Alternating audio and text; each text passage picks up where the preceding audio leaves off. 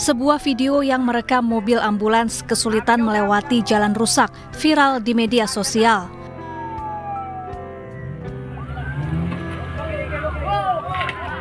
Mobil pembawa jenazah ini harus didorong warga agar bisa melintas.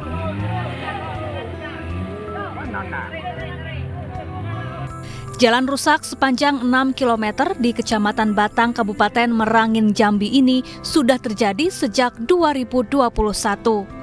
Kondisi semakin parah di tahun 2024, namun belum juga diperbaiki oleh pemerintah setempat. Warga pun mengeluhkan kondisi ini karena menghambat mobilisasi dan aktivitas mereka. Kan Mbak deh. Yang rusak ini paling sekitar mulai Kampung Baru ya, masjid Kampung Baru sampai Rantal, sampai mana itu kampung Terasan Panjang sampai ujung Rantale maju ke berapa sekitar 4 kilo ada enggak? Oh, berarti yang terparah tuh berarti Mbak deh.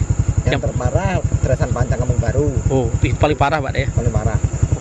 Berarti dengan kondisi jalan seperti ini susah, bisa tidak mobil roda Dura 4 lewat Mbak deh?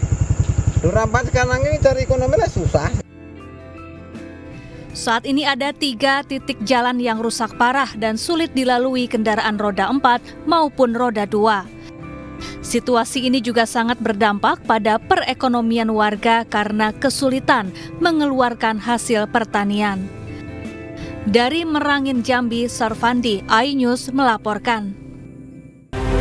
Hari ini Sekjen Partai Demokrasi Indonesia Perjuangan diperiksa sebagai saksi terkait kasus dugaan penyebaran hoaks.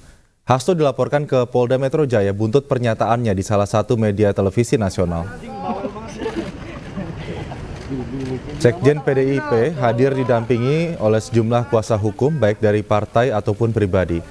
Politikus PDI Perjuangan ini hadir untuk diperiksa sebagai saksi atas kasus dugaan penyebaran hoaks.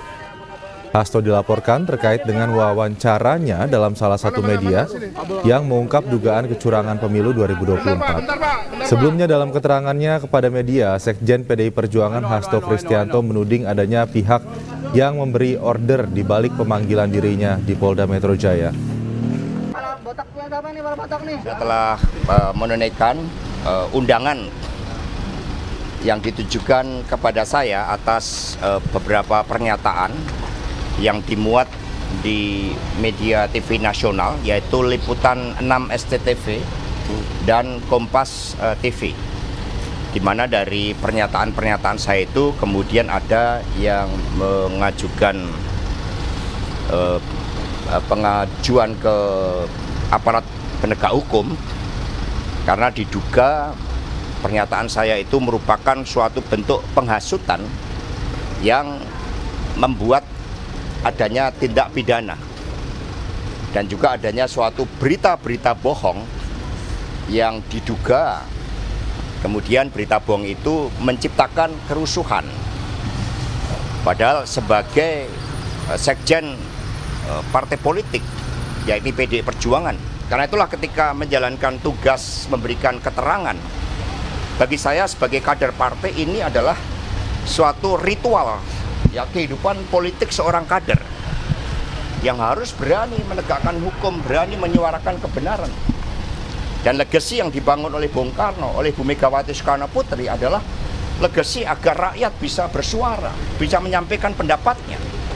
Dan partai politik punya tugas untuk menyerap aspirasi dan menyuarakan pendapat. Kita beralih ke informasi lain. Orang tua Peggy Setiawan, Rudi Irawan, dan Kartini akhirnya dapat menemui Peggy di ruang tahanan Mapolda Jawa Barat setelah penangkapan Peggy di Bandung beberapa waktu lalu. Kedua orang tuanya meyakini Peggy tidak bersalah.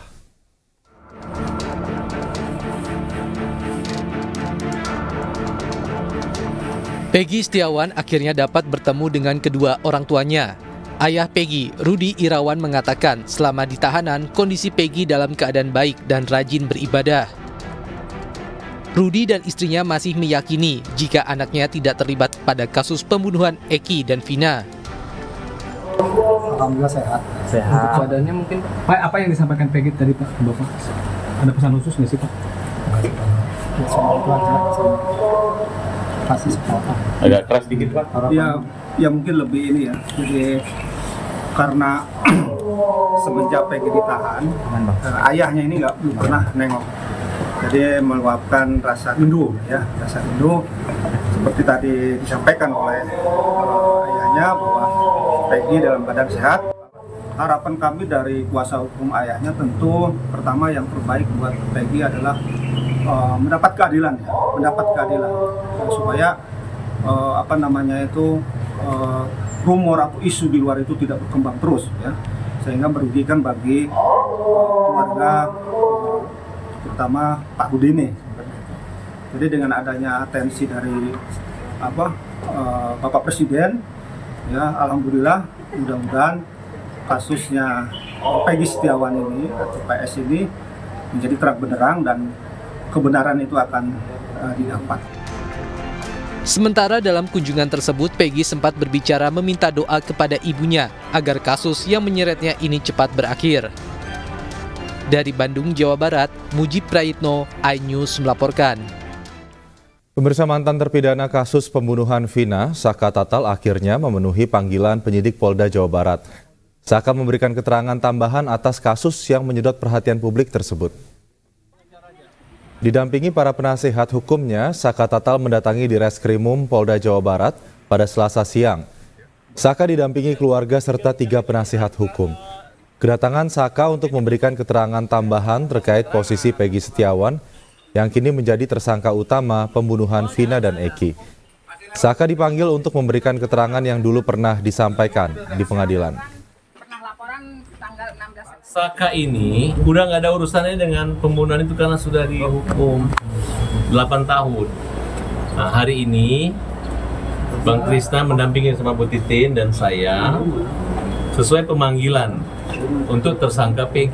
Artinya Polda Jawa Barat masih menganggap bahwa DPO itu adalah Peggy. Peggy yang sekarang ini. Ya, Peggy yang sekarang ini. Tapi Saka sebelum ditangkap sempat didatangi polisi menunjukkan apakah Peggy yang ini. Nah, Saka kan tidak tahu Peggy itu. Tapi ketika ditangkap dia hanya mengatakan foto yang pernah dilihatkan ke Saka itu. Kembali di iNews Sore, pemirsa, Kejaksaan Agung melimpahkan 2 tersangka beserta berkas kasus dugaan korupsi timah ke Kejaksaan Negeri Jakarta Selatan.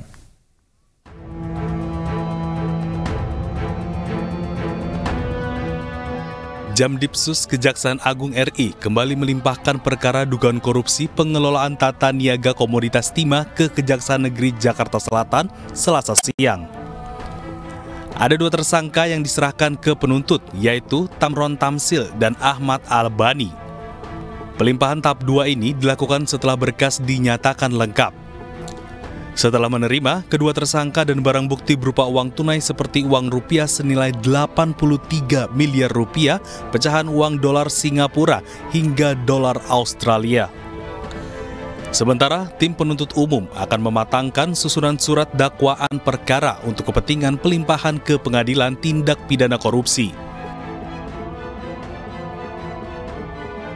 Terkait dengan penyerahan ini, kegiatan selanjutnya tim penuntut umum sedang mematangkan atau memantapkan lagi susunan surat dakwaan, dan insya Allah mudah-mudahan dalam waktu yang tidak terlalu lama bisa dilimpahkan ke pengadilan.